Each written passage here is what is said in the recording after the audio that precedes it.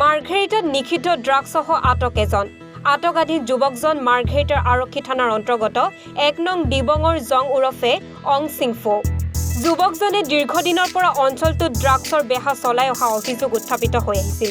এক গোপন সূত্ৰৰ পম খেদি আজি মাৰ্ঘেৰিটা আৰক্ষীয়ে চলাইছিল অভিযান। আৰক্ষীয়ে যুৱকজনৰ জিম্মাৰ পৰা ১.৮ গ্ৰাম ড্ৰাগছসহ বহু খালী চাবোনৰ পেকেট জব্দ কৰিবলৈ সক্ষম হয়। মাৰ্ঘেৰিটাৰ আৰক্ষী থানাৰ ভাৰপ্ৰাপ্ত আৰক্ষী বিষয়া প্ৰতাপ গগৈ নেতৃত্বত যোৱা এটা আৰক্ষীৰ দলে ড্ৰাগছসহ আটক কৰে যুৱকজনক। কিমান দিনৰ পৰা ব্যৱসায় কৰি আছে? কৰিছিলোঁ আগত, এতিয়াতো কৰা নাই। কিয় ধৰিলে আজি? কিয় ধৰিলে তেনেহ'লে? তো যোৱাকালি খাবলৈ কিনি লৈ আনিছিলোঁ মই নদী পাৰৰ পৰা। কিমান আনা? সেই তাকে মানুহে ধেৰ আনিছে বুলি, মইতো অনা নাই ইমানকৈ। কিমান আনিছিলা? ৪০০ টকাৰ আনিছিলোঁ, ১,০০০ টকাৰ আনিছিলোঁ। তো ৪০০ টকাৰটো মই খাবলৈ পালোঁ আৰু ৬০০ টকাৰ বেলেগ এজনে লৈ গ'ল। মাৰ্ঘেৰিটাৰ পৰা অভিজিত কাকতিৰ প্ৰতিবেদন, এনিভাৰত 24।